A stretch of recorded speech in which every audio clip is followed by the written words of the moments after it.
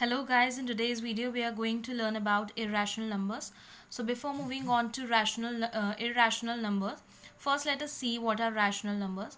So basically rational numbers उस type के numbers होते हैं जिन्हें हम p by q के फॉर्म में रिप्रेजेंट कर सकते हैं, जहाँ पे where p and q both are integers and value of q is not equal to 0.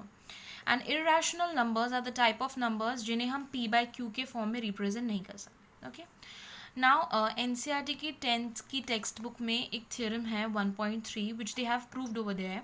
So let us see what is it. So let p be a prime number. If p divides a square, then p divides a where a is a positive integer. So basically इसमें इन्होंने दिया है कि p एक prime number है और p divides a square. तो हमें ये प्रूव करना है दैट p डिवाइड्स a जहाँ पे एक पॉजिटिव इंटीजर है. So let us see how to prove it. So हम a को जब फैक्टराइज करेंगे तो we can write a in the form of a is equals to p1 p2 till pn, जहाँ पे p1 p2 टिल pn ये सब prime numbers हैं. और ये बिल्कुल भी नेसेसरी नहीं है कि p1 p2 का वैल्यू सेम नहीं हो सकता, दोनों डिस्टिंक्ट होना ज़रूरी नहीं है. लाइक हम 9 को 3 इंटू 3 लिख सकते के फॉर्म में लिख सकते हैं एंड 6 को 2 इंटू 3. सो यहाँ पे 2 एंड 3 दोनों डिस्टिंक्ट हैं, बट यहाँ पे 3 एंड 3 दोनों डिस्टिंक्ट नहीं हैं, दोनों सेम है. ओके, देन आफ्टर स्क्वेयरिंग इसको हम इक्वेशन 1 का नाम देते हैं. And then after squaring equation 1 we get as a square is equals to p1 square p2 square till pn square. Okay, now हमें ये दिया है that a square is divisible by p, और we can say it as p divides a square. Okay, now हमने एक theorem पढ़ी थी, fundamental theorem of arithmetic. So उसकी यूनिकनेस प्रॉपर्टी से हम ये कह सकते हैं दैट कोई भी कंपोजिट नंबर हो उसे अगर हम किसी प्राइम नंबर के पेयर के फॉर्म में रिप्रेजेंट करते हैं तो ऐसा कोई दूसरा पेयर या सेट नहीं है जिसके फॉर्म में हम उसे दोबारा रिप्रेजेंट कर सकें. ओके, सो इसका मतलब a एंड a स्क्वायर दोनों को हम p1 p2 till pn and p1 square p2 square till pn square के फॉर्म में ही रिप्रेजेंट कर सकते हैं. और हमें ये भी दिया है क्वेश्चन में, it is given in the question that p divides a square. इसका मतलब p जो है वो इनमें से ही कोई एक है.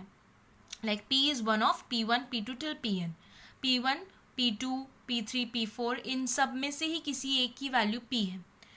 So therefore from equation 1 we can say that a is divisible by p or p divides a.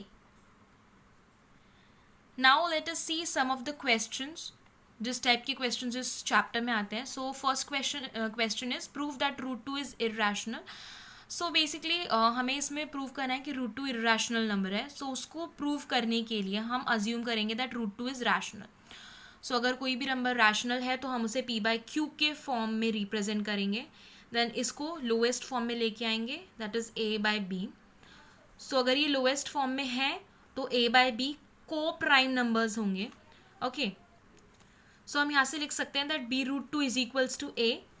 इसे हम स्क्वायर करेंगे, so we get 2b square is equals to a square. सो हम कह सकते हैं therefore that 2 divides a square. और theorem 1.3 जो हमने अभी पहले प्रूव की उससे हम ये कह सकते हैं दैट 2 डिवाइड्स a. इसे हम इक्वेशन नंबर a देंगे. देन अगेन अगर 2 डिवाइड कर सकता है a को और a इज डिविजिबल बाय 2 तो हम a को 2c के फॉर्म में रिप्रेजेंट कर सकते हैं where c is integer.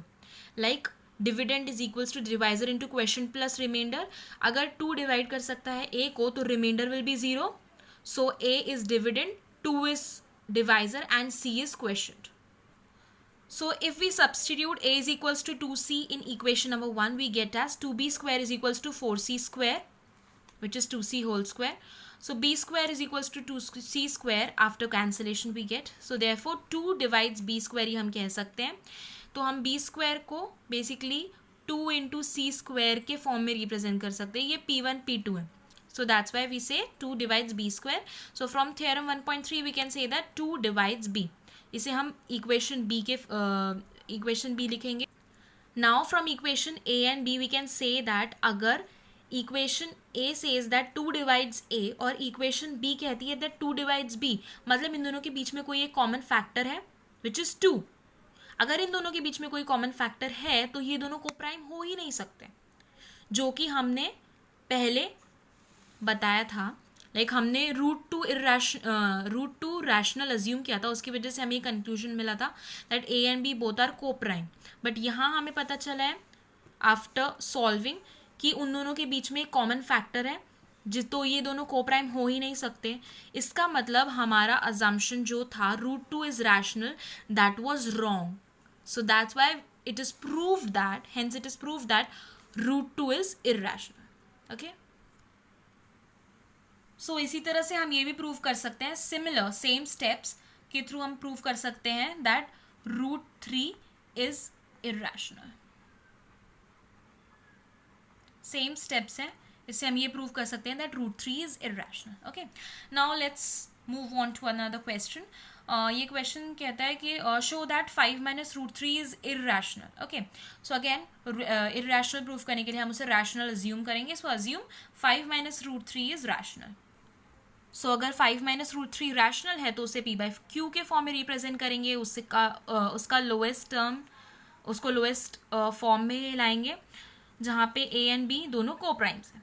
Okay, so 5 minus हम a बाई बी को लेफ्ट साइड शिफ्ट करेंगे एंड रूट 3 को यहाँ शिफ्ट करेंगे.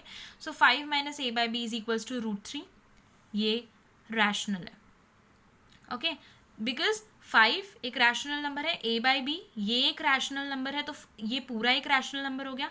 सो that's why root 3 is rational. Okay, but जैसे मैंने आपको बोला, जैसे हमने रूट 2 को प्रूव किया इर्रेशनल, वैसे ही रूट 3 को भी हम प्रूव कर सकते हैं. सो रूट 3 एक इर्रेशनल नंबर है.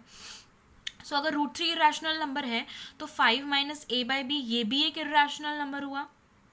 अगर ये एक इर्रेशनल नंबर है तो हमने जो अज्यूम किया था that 5 minus root 3 is rational, वो रॉन्ग प्रूव हो गया. मतलब a बाई बी जो है वो कोप्राइम नहीं हो सकते.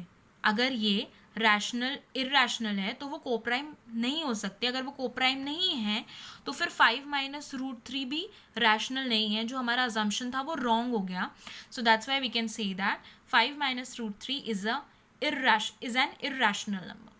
सो बेसिकली एक्सरसाइज 1.3 में भी इसी टाइप के क्वेश्चंस हैं, सिमिलर क्वेश्चंस. मैंने सारे टाइप कवर किए हैं कि कैसे, उसमें भी उसी टाइप के क्वेश्चंस है that prove this plus this 6 plus root 2 is irrational number. इसी टाइप के क्वेश्चंस है. अगर रूट 2 एंड रूट 3 का आपने कैसे प्रूव करते हैं उसे इर्रेशनल वो सीख लिया. सो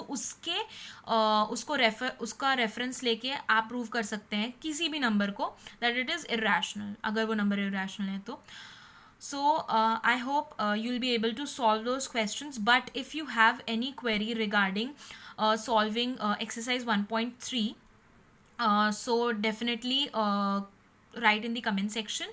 और अगर आज के प्रूव में अगर आपको कुछ issues हैं, कुछ problems हैं, if you have any query then please write it in the comment section. I'll definitely try to help you out. Okay, so thanks for watching my video. Please like, share and subscribe my channel. And so that's all for today. Have a nice and great day ahead.